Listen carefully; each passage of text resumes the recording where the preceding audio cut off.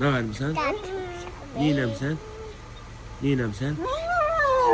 Evime getirmiş. Evimizə yatmışsan. Ay. Oy. Oy. Adı nədir məndən itin? Hə? Ana. Sesi danışmaz. Bana üstüne. Hə, balaca itin anasıdır, ona görə ana deyirsən ona. Hə, hansı balaca itin? Üç baş olacak. Balaca olacaq. Hə. Adı Baciradır, Bacira. Nədir adı? Babacıydı. Babacina. Sən bazla benim. Gedək. Ha. Hara gedirsən? Bakçıya. Hə, get. Get.